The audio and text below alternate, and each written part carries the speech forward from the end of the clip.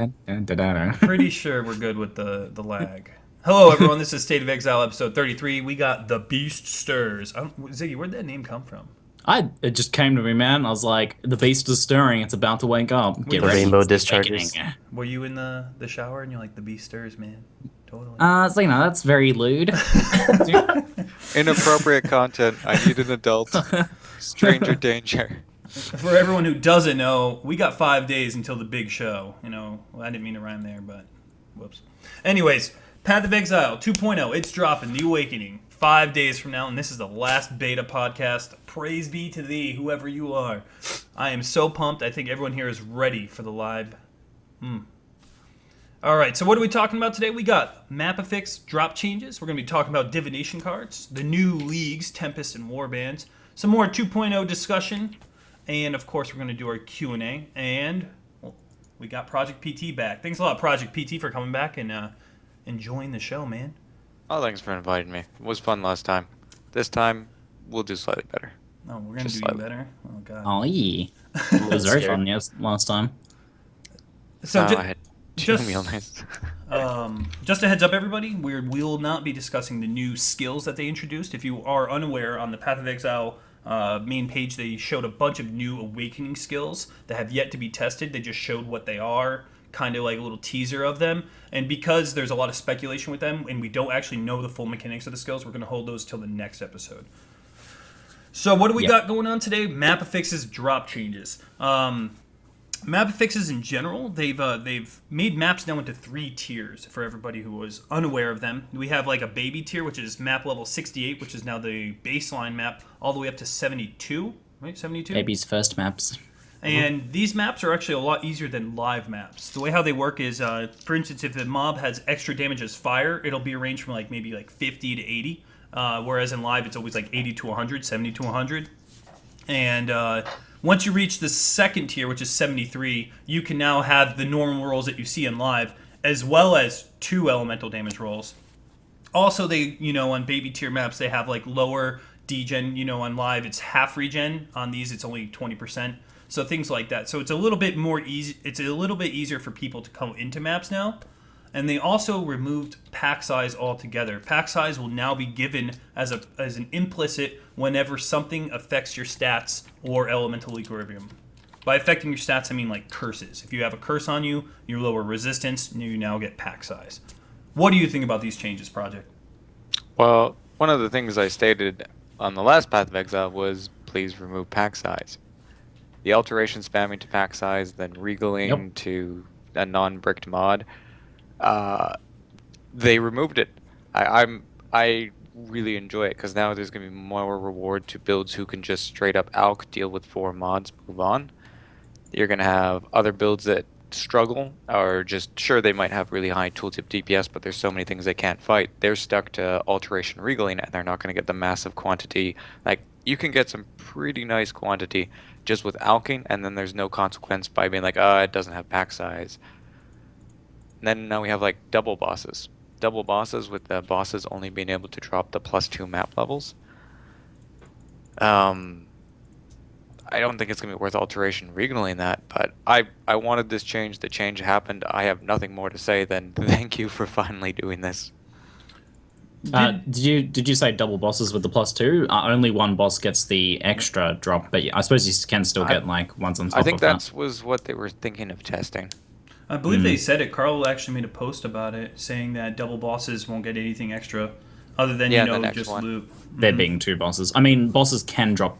I think that the second boss should still be able to drop +2, but it won't get that extra drop slot that they're adding. Yes. Yeah, the bonus. What about exactly. what about for things that are already Museum implicitly has 3 Only bosses? one of them will get it. Okay, So one of them okay. will be designated the map bonus Okay. dropper, I guess. Yep. So But you yeah. can't really exploit that, or at the same time, you don't feel like you have to have these maps, which Yeah, I'm that's- actually okay with. Yeah, that's There's- good. To do a quick simplification, there is, as you kill a boss, if there's multiple bosses, they could all drop +2 because they have the potential to naturally drop a +2. But there is now going to be added a extra chance for these bosses to drop a +2, but that will only be rolled once regardless of the amount of bosses. That's So they'll kinda still be what's sought going on. out after, just not ridiculously overpowered. Yeah.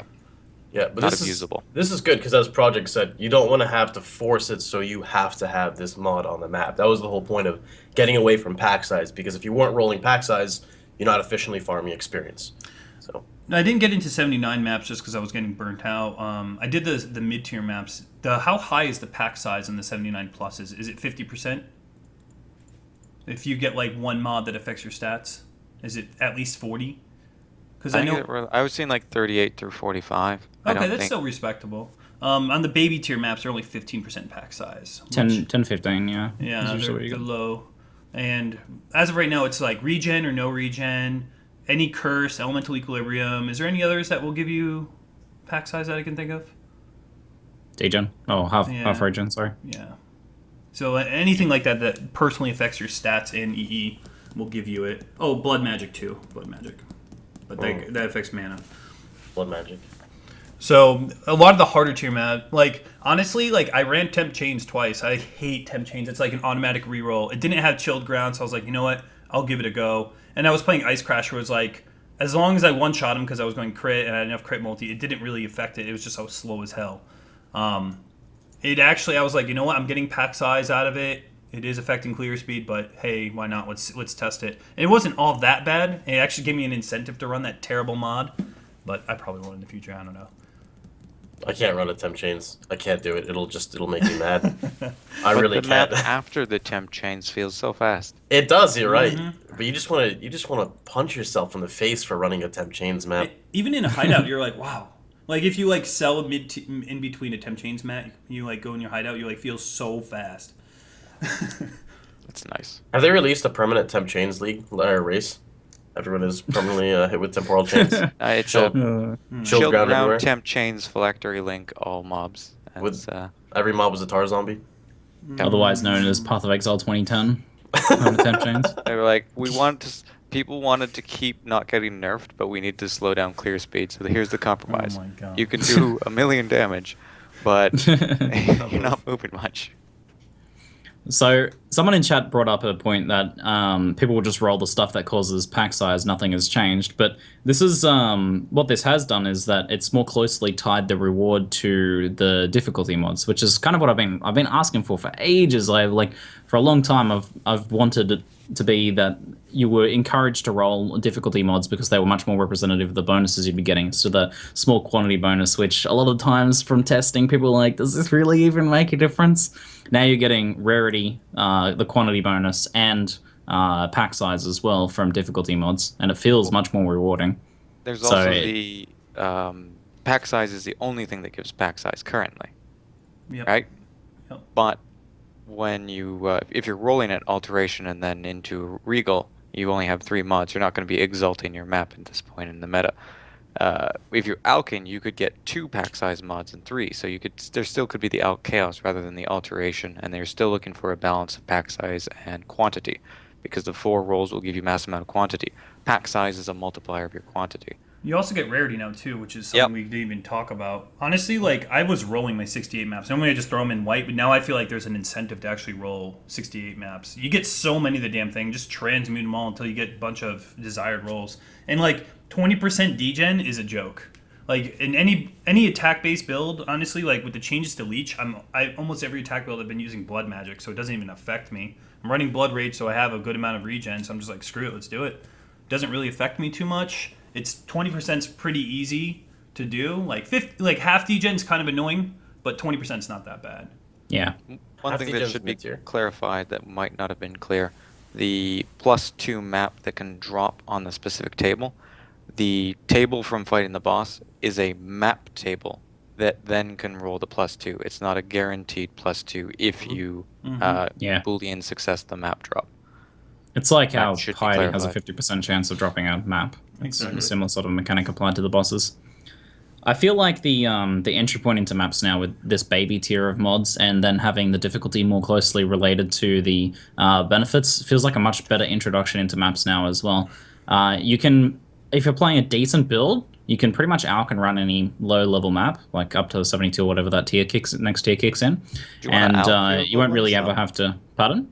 would you want to spend your alks on the low ones? Did you No, find? I Maybe, wouldn't. maybe not. Like before, if you're alterating like 70s or something, then you're spending close to an alch anyway, depending what you're alting for. I just like the idea of But since you transmuting can build alch for and the low basically run ones. straight anything, yeah, you can transmute and run, or you can alch and run. But the idea, I guess, since there's more rarity and pack size associated with more of the mods, then the alch is a bit better value. So whether you're alching low level maps or not is questionable. But the difficulty of the maps, you notice the difficulty increases with different mods, so you get to sort of experience a lot of those different mods.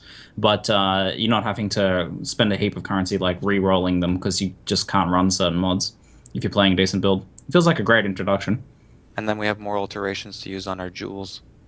The crazy thing is usually like in a new league, the self-found kind of environment, you end up farming a little bit. Like right now, you have aqueducts and dried lake. People are farming for, just levels. But like once you are able to enter maps, sometimes you're not resistance capped. And like I always felt like when I was entering maps, the reason I ran them white is just because the mods on the maps at 66 were just ridiculous for the gear I had. First character, new league. So I was like, screw it, I'll just roll white until like 70 plus, like around 70, 71. And now it's like, well, I could do this because I have good fire res, and the mobs in here, most likely, my cold res is only 50%. Like you can actually like, I don't know, it feels a lot more rewarding going to baseline maps than normal. Yeah, usually my issue is like if you're starting a league and you're pumping like, a good 20, 24 hours the day it comes out, you're probably going to be in maps on the first day. And usually you're not resist capped unless you have a shield. For some reason, shields on day one, it's just like you've got life and you've got tri-res on your shield. But if you want the deeps, you probably don't have a shield on. And then comes the point of if you roll your map, say you're like, I don't know, 71% lightning res or like 68% lightning res, and the map rolls 89% extra damage is lightning. You're like, well, I don't really want to run it right now. But now it's like it could roll, what, 40%? Yep. It gives you a more of an incentive to run it. It's still kind of dangerous, but 40% to 80%, pretty big difference, especially when you're not resist capped. Yeah, I really do like the new changes. Like honestly, like even EE maps aren't even that bad at that low level. I don't mind running EE at 60, 68. They're pretty easy peasy. The only thing I'm still concerned of is damage is still really high in the beta compared to live. That's still what I've noticed. Yeah, oh yeah. So even though the mods on the maps at low level, like low maps got like changed and reworked, damage intake is still super duper duper high right now in the beta. If a mob has tornado shot, you're gonna die. Yeah, I've been crit by a rare mob in Combs area. A rare mob hit me for a 937 crit with capped fire res. And this is normal difficulty? Normal difficulty, Wow. 937. The little tongue dudes? The ones that lick you? I think Those mobs, if they crit, you're done. Yeah, I think it was a Just tongue. I done. think it was a tongue guy. I was in a map, and it was a white map, or it was like the mobs didn't get any extra damage. I got crit for 4,500 and I had 4,600 HP. A white mob. Those I tongue don't lickers. think a hardcore build can survive with under 5.5k health and high maps. Like, not even a chance. You're gambling a crit. A crit is done. Well, at least there's CI. Oh, wait. With Let's just leave it at that. Let's just leave it at that. No comment. Oh, man. So, No comment. something in addition with these map changes has been Leech. Obviously, we don't have it over here on our little summary, but Leech has been changed across the board, and ProjectPT has been, our studious person over here. Would you like to describe to the crowd what's going on with Leech right now? All right, so I did do a video on my YouTube, and there's the link, or at least the description to that under the tag, but there's been a couple major changes. The first thing you need to keep in mind is Leech is pretty much 20% of its current effectiveness on live. Everything, you just take its current value, you divide it by 5. There will not be a legacy Leech. So any values on live, you're not going to be getting your 10%, Carnage Heart amulet in live. It is not going legacy. Keep that in mind. Now, Val Pact no longer has a penalty, but it was 40% effectiveness before, and Leech is now 20% effectiveness in comparison. So comparatively, Val Pact is 50% weaker. Now, and I apologize because there's a lot of stuff that's going on. Leech instances stack. What this means is currently it's like a burn. If you have multiple burns on a mob or multiple ignites, only the highest ignite is counted. It's the same with Leech. If you have multiple Leech sources, only the highest Leech is counted. This is no longer true. you leech from all instances. So if you have a 20% effectiveness, but can have multiple stacks, if you're hitting 5+ mobs, leech is stronger. So your AoE leech in maps should be better. You're capped at 2% life of your Yes. effective life per monster. And live, you get up to 20% per, so it's actually 10 monsters. Because in order to get 20%, you need to hit 10 monsters now. Yeah, so you do have to remember now, beyond that, there's 2 other changes. Is the 2% per mob and every single mob. You cannot leech more than that. Then you have max leech stat, which can extend you beyond the 20% leech per second. There's 2 5% nodes. Then you have increased life leech amount, which can extend the 2%. So if you want to make this really, really basic and simple, the maximum life leech per second will increase your AoE leech, and then the increased life leech amount will increase your single target and push it above 2%. So you're going to have to balance that. And then Valpak ignores any of the life leech amounts, all that. It just turns life leech to life on hit. You're good to go. When you say AoE, though, that also applies to attacking the same target really quickly and stacking up multiple instances of leech, though, correct? Yes, if you can have multiple instances of leech off the same target. So if you attack quickly and you can stack the leech, then you can hit the leech cap on single target if you have a strong enough and fast enough attack. From what I'm getting out of this, like to correct myself, it's per hit, not per monster. You get 2%. Yeah, up to 2% of your I life thought it was per hit. everyone was telling me it was per monster before. It's per hit. So Okay, if you're playing yeah. like a Reeve build going really quick, each Reeve, in a multi-strike will give you up to 2% of your life. Well, that makes single target leeching a lot better than what I thought it was. But it's still Yeah. pretty atrocious. As It's like still a pretty double strike, atrocious. multi-strike character. Yeah. That's certainly an important distinction to make. Yeah, They but can 2% stack off the max same of target. 20% is still... You see, now that it's visualized on the health globe, you see when you're attacking the same target, you see I see it creep up until it reaches the leech cap. I'm How do you- playing a claw character with double strike at the moment. Yeah. Really off topic, really quickly though. How do you guys like that globe change? Oh, when you use a The- health potion, you could see where it's going. Yeah, I actually Leech as well. Leech is displayed on it too. I liked it at first, and now I actually dislike it. I wish they would change the transparency of it, because Yeah. when I'm looking at my health, I I think most check people it. agree with that. Yeah, I check it for a second, and like if you're near cap and you see like the life like kind of flickering, you think you're full sometimes for a second, and then like you just die because you're down like 300 or 400 HP and you take a giant smash or Yeah, something. sometimes I like, because I'm always looking out the corner of my eye, and I'm like down to the 3rd health, and I'm like, oh, I didn't even realize, like, until you actually look at it more closely. Yeah, It needs to be much more transparent. You get the comparative views, and if you're at like 1% health, like you're pretty much dead, and you've just pressed a potion, and you just see an entire health globe of a solid color, you're like, oh, I'm at full Yeah, life. I'm fine. And then you're like, I'm fine. The health globe change, honestly, if they gave you the option to turn it on and off, or they change the colors, or both, change I'd the be colors. pretty I'm happy. colorblind. Please change the colors. Yeah, change the colors. They for sure. said GG said they were gonna change it. I was just curious on what your guys' thoughts were about it. It's so. pretty bad. It's pretty It's bad. a good tool. Its implementation. Yeah, it's a great I'm happy idea. it's in Yes. beta. In I would have execution- died in hardcore if that came out live. I would have just been like, oh, I'm good, dead. What? It's a great idea, just poorly executed. Agreed. Agreed. And it's a quick fix. It's not like it's like, oh, you completely screwed it up and have to just change the color a little bit. Basically, tweak the alpha value a little bit, and they'll be fine. As we were saying Or about give you Leech, some colors. if you're still confused on the math, long story short, it did get nerfed. Leech did get nerfed pretty hard. Acuities did get changed back for all those people who play Acuity builds, but in general, Leech is much harder to sustain mana, especially on if you're playing like before. If you're playing like a conversion skill, it wasn't that bad, but now it's a lot harder. And Blood Magic is definitely like one of those things where it's definitely going to be used more because of the Mana Leech changes. Ziggy, do you see yourself trying to do Mana Leech builds, or are you going to go through the Blood Magic route like a lot of people have been doing of late? Originally, I was thinking that I was very concerned for Mana Leech and was, probably thinking along the lines of a lot of people, just playing Blood Magic on every build. But I've found that it's quite possible to make Mana Leech work in many attack-based builds, especially faster attacking ones.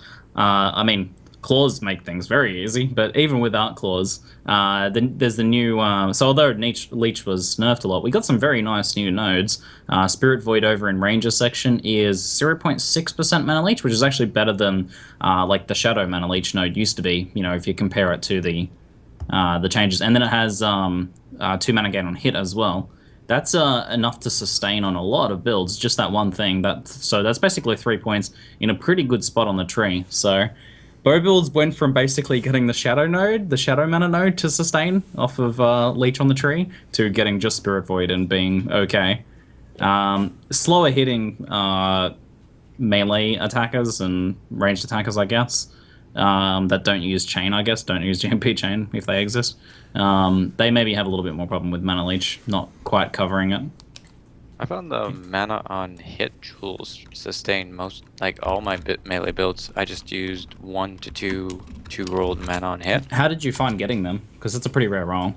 Well, I think it's going to be a lot easier when we have access to PoE trade. Yeah, like the that's true. jewel system with PoE trade, Yeah. being able to sell and buy. I did kind of alteration spam to them, and I've got it eventually. Obviously, the other rule was usually garbage, but that's something I'm like, PoE trade, fix that, good to go. Exactly. But 1 to 2, I was sustaining a 5-link Reeve with only like 32 unreserved mana. Yeah. Any faster attack, like 2 mana gain on hit, and then a little bit of mana leech seemed to cover everything, both single target and AoE for me. What's crazy is last league, Duelist was like definitely the under-favored class, and now Duelist and Scion actually were looking really good. Like with the new Leech nodes down there, Revelry got a change, Frenzy charges are better, and then obviously Scion has easy 4 jewels you can get for 1 point each. I think those two classes we're going to see a lot more of this league. There's actually a really good, like a single node it's in between Duelist and Ranger. I don't know exactly what it's called, but it's a Mana Leech node that's right in between, and it's 0.4% for 1 point. Yeah, which that's what the project was saying. Essence Sap. Oh yeah, there you go, yeah. That's what I sustain all my builds off of, is that one node. Yeah, it's 0.4% of physical attack damage leached as mana, 5% of maximum mana per second as maximum mana leech, and then 50% maximum mana leech per second. Yeah, it's super good. Keep in mind that mana leech cap was in live 12.5% of your total mana, and that's been buffed up to 20% to be equivalent with life. It's a small change that doesn't matter, but somebody needs to know that piece of information. One guy, he's like, there are like some specific cases where like, you know, getting this other node that's like a flask node but also has 20% increased max mana on it might actually help you because you're reaching the mana leech cap. So you gotta just keep that in mind. That's important. Maximum mana is still somewhat important for a mana leech build. I think spellcasters though have mana issues. I've noticed from my testing, and that's been a little bit further back in the beta. I've mostly been playing attack builds the last couple patches, but I feel like mana issues are much more significant for casters, and obviously the new Eldritch Battery solves that in some cases. Every totem spec I played, a lot of my totem specs, until I got a good Eldritch Battery setup, I was like, screw it, I'll just use Blood Magic until I was able to sustain. Because the weird thing about going into Eldritch Battery, once you have EB, you don't want any max mana and you don't want any mana regen. So leading up to it, if you're on mana, you have to use mana pots, which are a really good change right now, actually. Mana pots are in a good state, but then you still have to use them. And then I did see a build using mana pots on Reddit yesterday.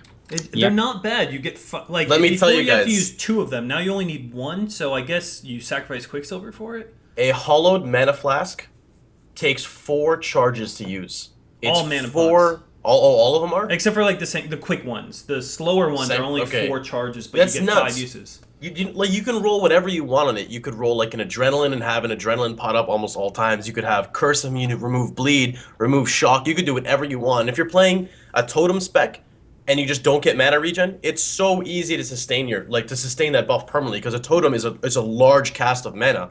So all you need to do is make sure you can cast the totem 2 times. You cast the totem 2 times, mana pot, and you're good, and that's it. So it may seem like, I guess, annoying in a sense, but a mana pot is a super good utility. I really like it because I'm used to playing, MMOs, and you play caster, you have to use mana pots. Like, that's just how it is. So to me, I don't mind whatsoever. I cannot personally justify a mana potion over a resist flask. To me, I'm just like, no. While you're leveling, sure.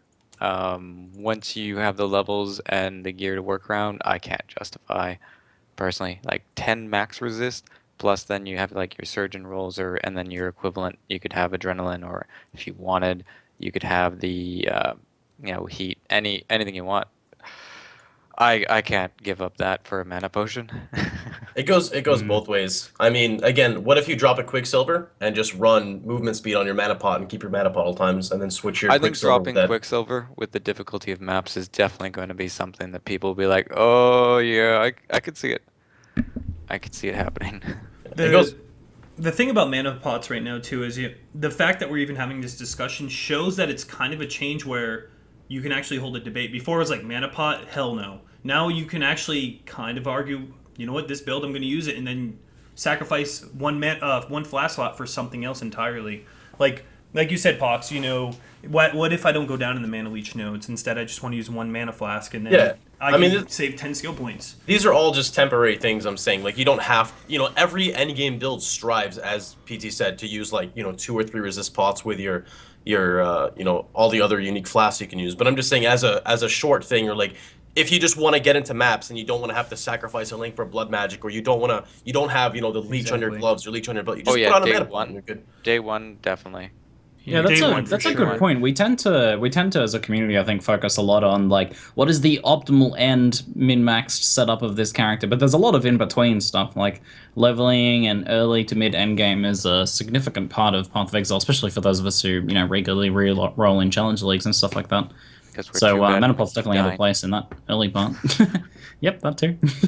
There will unless I'm playing an acro build, Granite Flask will always be there. So like if I'm going to sacrifice anything, it'd probably be either my resistance flask. I'm getting on the Granite train for even acro builds, Zeno. What the hell? Well, I guess 1500 armor when you have 0 armor is quite a bit, but still. It's it's at least 3k if you're using an iron skin, or about 3k if you're using an iron skin. And that plus, just your 3 endurance charges au naturel on your build gets you like to 40% plus mitigation pretty easily.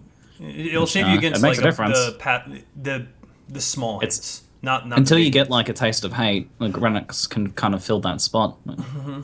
Good point. And, taste of hate, lightning coil. People always say, well, just get lightning coil. People will facepalm. I don't care. It's it has some legitimacy to it. Well, one of the things is as content becomes harder, the flexibility of defense, you're not given as many options for the people interested in the hardcore setting. You can't be like, oh, it works most of the time. Not good enough. True. So there's going to be a lot of deaths while we kind of figure out the defensive meta. It's going to be fun.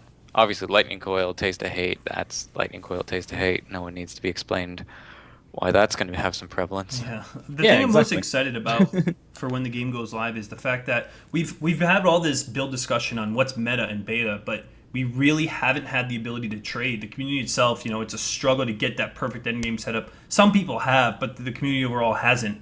And now we're going to see like all these beta builds actually being able to shine now that we can use our procurements and PoE.trade again. That's what I'm most excited for, honestly. Yeah. We're testing a lot of these bootstrap setups, which I suppose is pretty good based on that point I said earlier, but instead of like thinking just about like the finalized build. Back to, I think, the topping on Leech, though, which I think is pretty important. How do you guys feel about the changes to Leech and, how it actually feels in comparison to the difficulty of content? So the heightened difficulty of content for regular, AoE clearing versus bosses and stuff like that? Sorry. You can start off. You can start it. Oh, I was going to say, I'm a masochist, and I play games when they're difficult. I don't care for very simple, easy to walk through games. It's harder. That's good. It offers me more of a challenge. It's going to make me have to debate the investment of a defensive stat over the offensive. Leeching on single target, even when you're Mjolnir discharge, it's not a lot. But in my opinion, that means we have to beat more challenges and the game is more rewarding to complete the content. And I play hardcore so that there's a chance that I die. If I had no risk of dying in hardcore, then it's not interesting. So I like it. It's going to be hard. It's going to be fun. It's going to be frustrating. And I think that's fantastic. I'm still trying to get used to it. I agree with him in the sense of I do like it. It's just after playing beta, we've been hit with so many just crazy changes that this is just another one to try to overcome. And I'm so used to playing a caster and just getting 1% leech, and I'm done. Like that's it. You get 1% lightning, fire, or cold, and you're good. You know, you can sustain that leech. With my previous character I played, you know, it was the Dan's Game Resident Sleeper, EB, Mind Over Matter, Zealot's Oath, and then I would sustain my entire life pool because I had no life regen because it was going to my ES off 1% leech, and I'm pretty sure you can still do it if your damage is high enough, but then you have Thorn Flesh, which is like Rip Flesh. So it kind of like slapped one of my builds in the face, which is always, you know, it's sad to see your baby die. But overall, I don't know. It's cool and all. It's really hard to work around now. And the only reason why I say that is I just get scared because if you want to make use of Leech, either you spec into Leech nodes, like if you want to get like the full benefit of it, or you get more damage. More damage with the current Thorn Flesh is just really, really scary. That's my only issue with it, is the scaling of Leech versus Thorn Flesh. Thorn Flesh is definitely problematic, and I think it's like one of the most hated additions in beta, honestly. That, or they changed Anders to arrow dancing. Well, it's like remove the aura to remove those kind of like BS reflect grips that Thorn you have Flesh is occasionally, far less and then kind of put it BS back in. It is far less BS than aura. There's no Like, the animating aura golem. stuff is like, oh, there's an underground crab that you don't see. I'm just gonna swing into this pack. Crab comes Yeah, out. exactly. Oh, no. And the 1 week race, I was fourth. Dude, I am not a very good player, but I hit fourth in the 1 week race, and you know how I died to reflect? A golem, when it stands up, you can't see the aura on the ground. I crit an arc pack, and I died. I'm like, what the hell? And then he stands up, and he has elemental reflect, and I'm like, Rest really? in peace, really? Nugi's Mjolnir build. Same thing. Same thing. Noogie happened the same thing. I was like, seriously? But thank God that changes in effect. Yeah.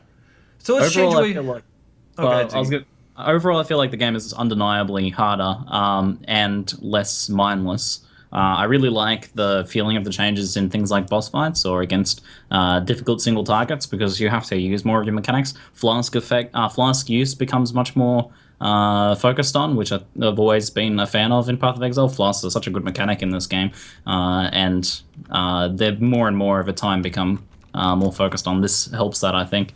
And then, using your movement abilities and stuff like that, actually recognizing attacks, recognizing dangerous things and reacting to them is good. I just think that in terms of the overall difficulty, and I don't know how much Leech fits into this exactly, I don't think the Leech is so much the issue, but there's still a few BS-y things in terms of tuning that I think need to be worked out. Like some of those mobs from Act 4 and stuff that need a bit more work, I think. As much as there's going to be flaming in chat or whatever, in a game with instant logout being allowed and balanced around, you have to allow bullshitty mechanics, because if stuff is going to deal damage over a short period of time, a human can react in 1 second of damage. Yeah, it's going to they be can't like, increase the time okay, to death too much, can they? yeah, that's a limit they have.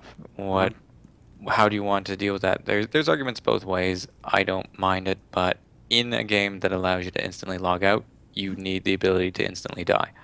That is the trade. As long my only beef with the whole instantly die is I don't like when the game becomes hard where they just add flat damage across the board to monsters, which beta honestly is. I like where the mechanics are more skill based rather than everything does more damage, because I'm looking at you, Diablo 3. Eventually that's what Diablo 3 is in Rifts, right? Eventually the game gets so hard and you get one shot no matter what. I mean, that's not fun hard. Fun hard is, there's void zones on the ground. If I don't move, I die. For instance, that one monster who does a ground slam in the mines. He puts all these little frost void zones on the ground. You move. If you don't, you die. You face a consequence. I like those mechanics. Or where the game, like something like Brutus, where he hits you so hard, you know he's going to hit you hard, so you need a certain gear cap. That's still skill-based, but when everything does flat damage across the board, eventually that's just dumb hard. That's not fun. Yeah, but there's also one of the things that I don't think is really assessed in the argument too often is when you do a map and you realize the map has the Act 4 tongue-licking monsters, right? Yeah. At that point in time, you have to make the decision. Do you scrap the map and lose the value, or do you risk the character? You can still avoid it. Maybe you could do a pack, you take one step, and there's powerful crit, Steve-O's instantly dead, and you're like, But realistically, you've seen the mob type, you know the mob's danger, and then you've decided personally to not give up on that map. So as much as it might be frustrating, there is the time to calculate and decide. So you're incorporating into your time to death calculation the recognition that some of these monsters are Yeah, you're have the doing. It's potential like when events you to see a kill. bone row map. If you do a map and you see like bone rows and devos and they're shock ground, you leave the map because you're assessing the situation. Oh yeah, but that's player skill too. At the same time, that's not dumb hard. But You know that's that fine to me. Roas can stun and one shot you or insta-gib you, and you know they're Well, shocking and you ground. know those Act 4 tongue mobs or the Act 4 tornado shot mobs have powerful Oh, crits. You're dead. So it's the same thing. You know that. Are you deciding to continue the map? That kind of kind of shifts the focus away from player skill to player decision making, which is good. Like what makes hardcore good in Path of Exile is that decision making is such an important part of it. But I do think that player skill also needs to be a big Yeah, focus you there want too. both. Agreed. Because Yeah, if it's there needs just to be a balance. skill, like it's an ARPG. You can't. It's not a true skill basis. We're not playing an FPS competitively. So you want both. Question is, what's the line that we want to feel good about both?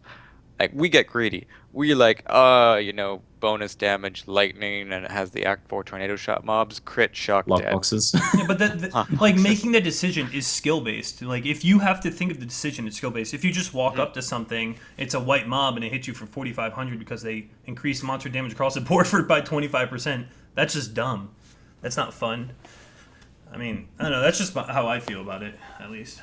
I don't like a 10-second time to death, like what might be more appropriate in something like an MMO or something like that.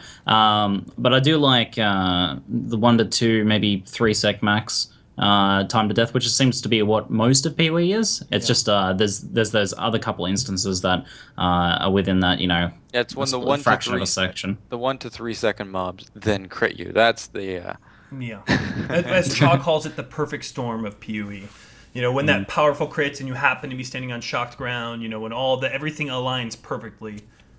And then You just die. Yeah. I kind of don't mind the perfect storm scenario where there's that cannot die mobs with double reflect and your ally cursed them style reflect rips and things like that. Like when there's all those stars aligned and you die. I don't mind when that's kind of an instant thing. Those are 'Cause hilarious. that's like a part of Path of Exile's beauty is the complex interacting mechanics What I'm and stuff like looking that. Those for crazy scenarios. forward to is the hex font, which is normally not a problem.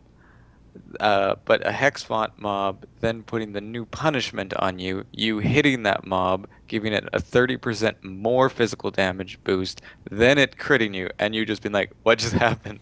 Does punishment even come on with Hexfont? I've never seen it. Yeah, I've seen pretty it sure with It the does, but shrine. it refreshes so quickly. Oh, okay. I mean, that's perfect storm. Those deaths are always hilarious. Corpse exploding the corpse of the boss kind of thing. Yeah. Rip. So good. Let's move on. We've talked a lot about maps and leeches. Let's go on to the newly added divination cards. So a little bit of eye candy here for you guys. I got 4 different pages we can look at. Well, 2 are right here each. Cool. They added a lot of new divination cards. If you did not see last episode of the podcast or you haven't been following up on beta, the way how divination cards work is there is a card set. Now, for instance, in the case of Gem Cutter's Promise, there is 3 cards. There is no card 1 of 3, 2 of 3, and 3 of 3. It's just they're all the same card. And when you pick up 3 of them, there's a vendor in Act 4, you turn it in, and you get, in this case, a random 20% level 1 gem. So there are some RNG ones, and then there's some that give flat currency, which I mixed feelings about. But overall, it's a way to get something static in the game that you could farm. The drop rates are unreleased. And if you've seen any of the data mine ones, it's been confirmed by GG. Those are entirely inaccurate. But the way how this works is, there's a lot of dice rolling ones, or there's ways to get legacy items such as the Headhunter featuring the Doctor card. That's going to be a very expensive card.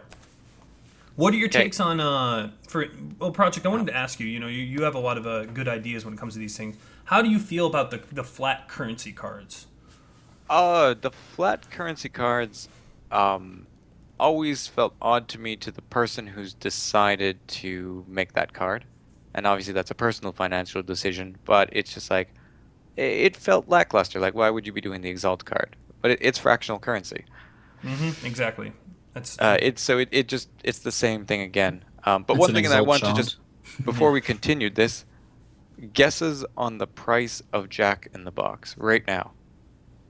I'm What do you guys think for a single card of Jack in the Box? Because this is, I'm curious what that's gonna go for.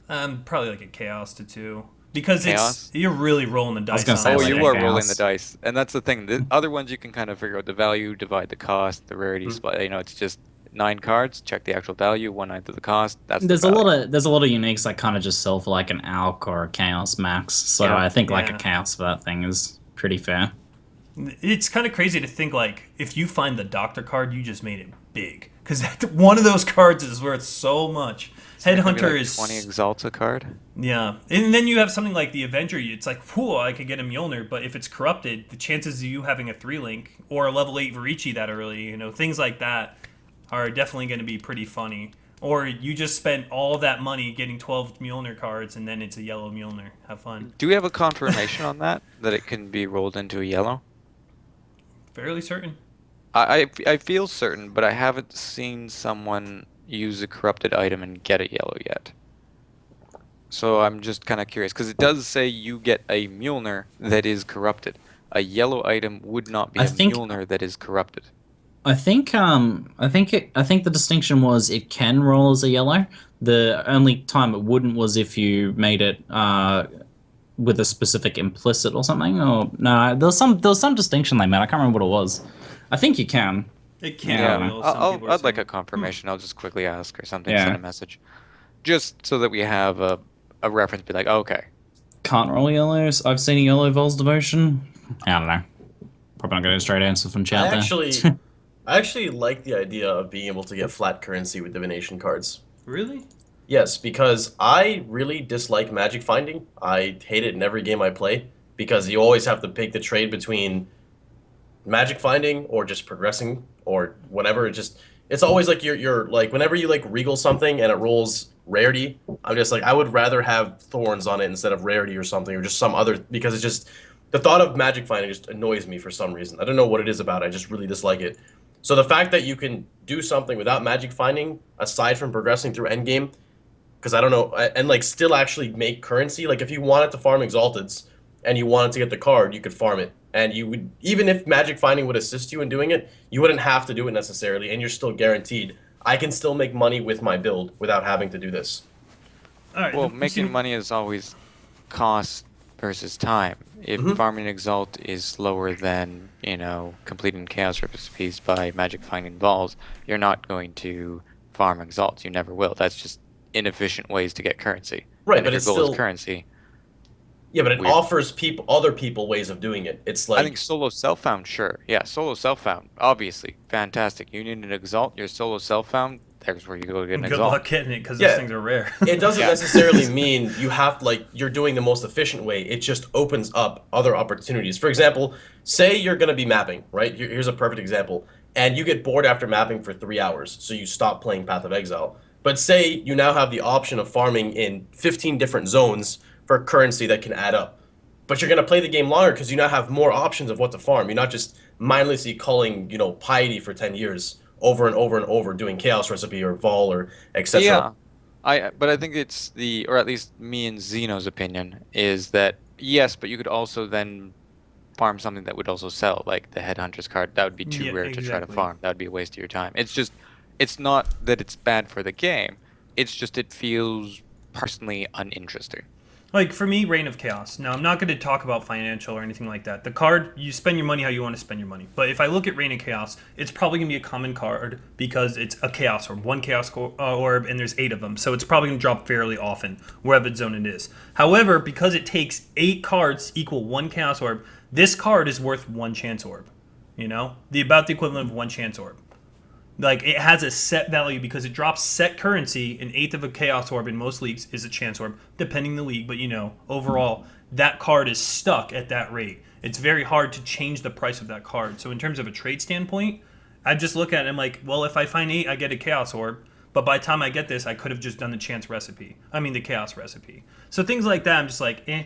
But then I look at something like Humility. Tabula Rasa is definitely a sought-out after unique. A lot of people will definitely trade for this card, and not to mention little bonus points for the flavor text there, fitting the theme Oh, yeah. of Tabula Rasa. Whoever that was, there's your slow clap. Yeah. Well done. Well done. But things like that I really like, or even the Explorer. We don't know if the level you turn it in will net the item level of the map, but maps are something that at a high level, if it has the potential to give you an 82 map, the Explorer is a pretty cool card. If it's equal to your level, an item level, that card will definitely be worth something. We don't know. Isn't it that's the item level of your level when you turn it in with a cap of 80?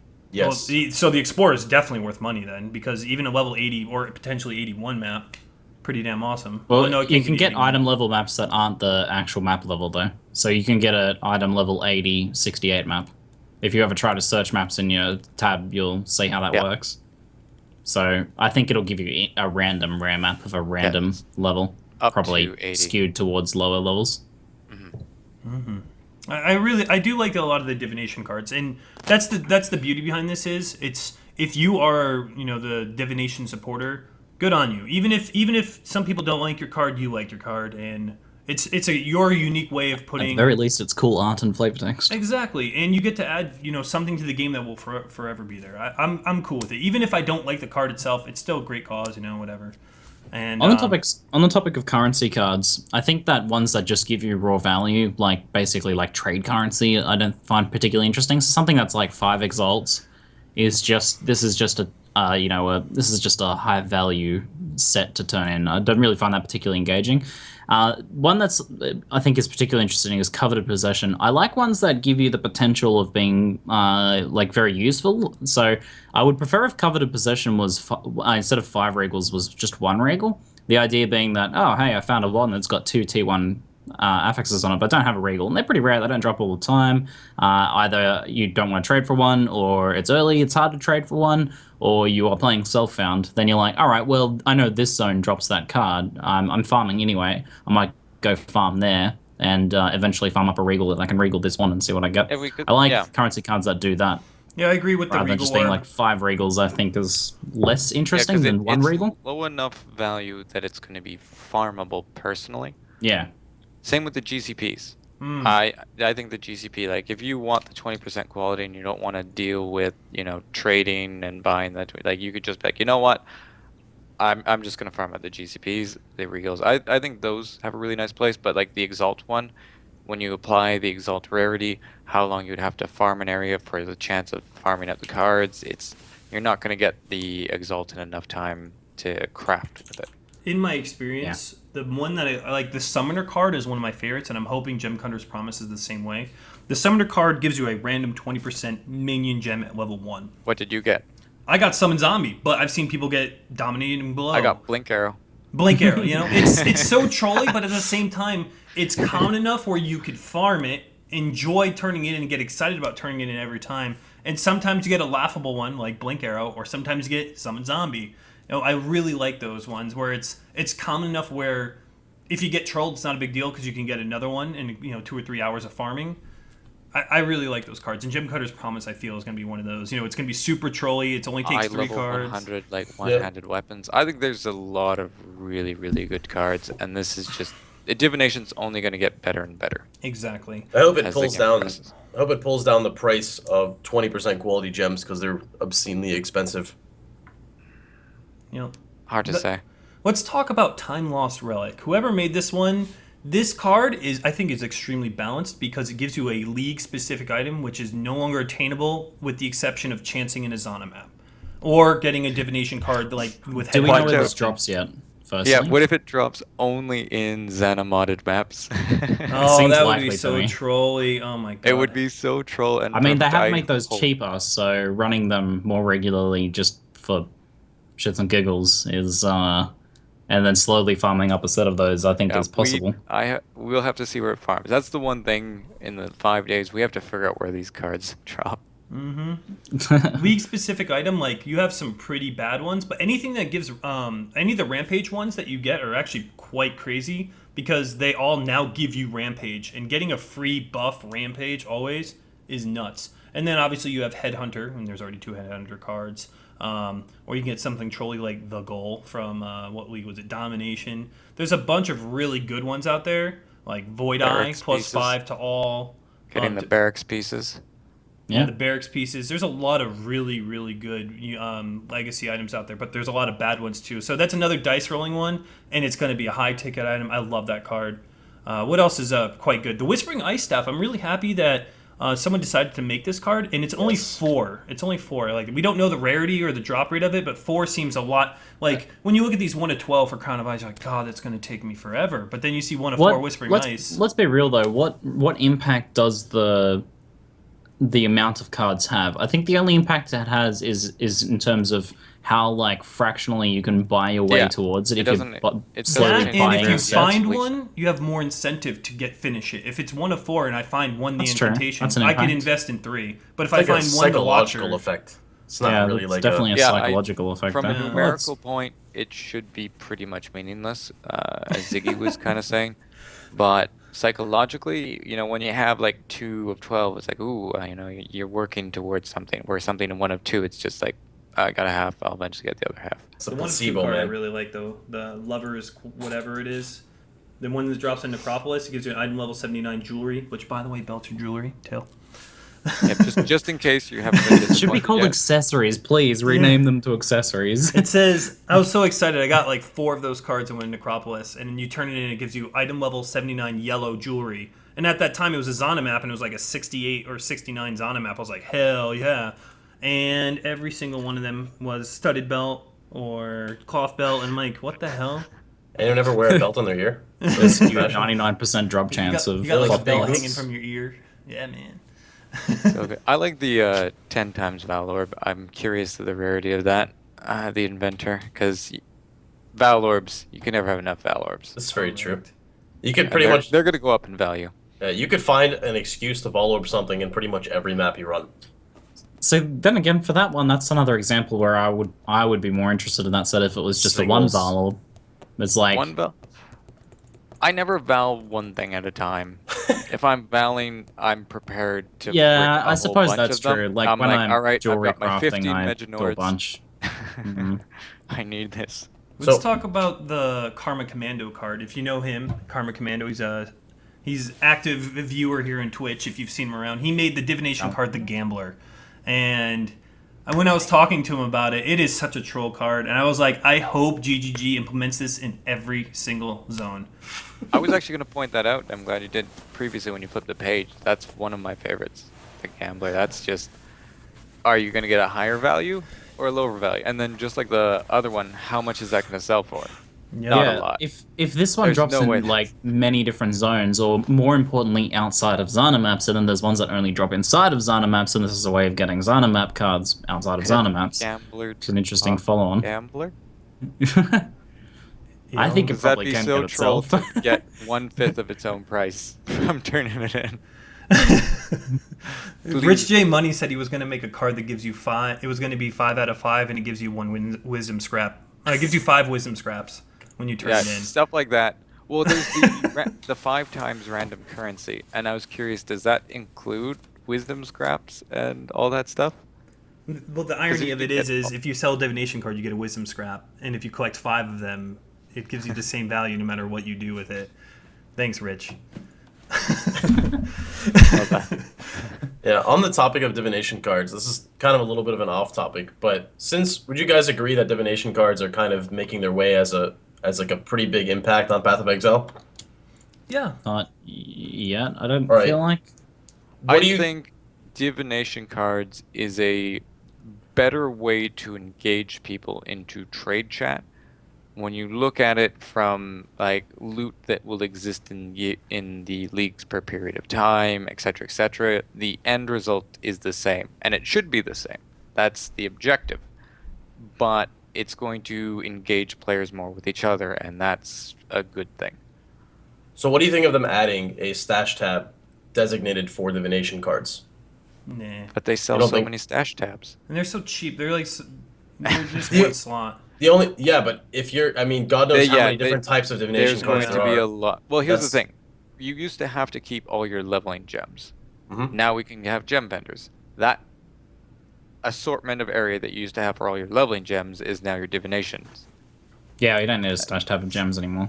I Let's guess. just be honest. Divination cards are existing so they can branch off and make their own Magic the Gathering game with them. I was And just it'll be thinking. Hearthstone too. I was just thinking it would be cool to have a designated Poststone. tab for them. Post I'm Hearth- pretty sure Hearthstone. their plan is making them 4x4 and not stack, so that you have to buy stash tabs. Oh god, that'd be a major That's the troll. plan. I'd be so mad at GG if they did that. 6x2, I reckon, and then it looks like a card shape. Oh yeah, right. It's a card. that's 4x4. That makes no sense. 6x2. Something to talk about with divination cards. This is the only time the community will have access to get them. The way in the current state, GGG is not making them. It's completely. You buy a supporter back. Once you have the supporter back, you get with GGG, you make it. So it's completely community based that are making these. And once the supported packs are done, GGG said they would continue on the legacy of the divination card. But right now is the community's chance to do it. We don't know how long these supporter packs are going to be out. Obviously, usually, the last supporter pack was about 8 months long. So maybe these will too. We don't know. But if you really like the idea of making your own divination card, now is the time to sign up, I would say. Get them out there. Is there any uniques or things that you don't want to see on a divination card? Like, personally, I don't want to see mirrors on a divination card. I like the fact that mirrors are, very exclusive. I'm And really surprised no one has made one yet. maybe they've Honest. tried and GGG said no. That's what I'm thinking. I mean, it would be a super pointless card Yeah, anyway, that's- because it's going to take so long for enough mirror cards to drop that it even becomes the fragment of the value of the mirror. Well, Like, it wouldn't even become the fragment of the value. If they're that rare, you have to find someone that's found the card and is willing to trade it. Hmm. That's going to be annoying. Like, who's going to have 3 mirror cards out of, let's say, 6, and then be willing to trade that? Should make it 1 of 100. I think they said they're capping it at 12, related to sounds someone nice. talked about the divination stuff. there you go, I didn't know that. Good. Oh man. Let's see. I think it's kind of funny that they let something like the Fiend happen, and then both the Fiend is a corrupted headhunter, the Doctor is a headhunter. Headhunter is one of those sought after items where everybody wants that. It's super strong. And then you still have the Time Lost Relic. You have 3 ways to get a headhunter through divination cards.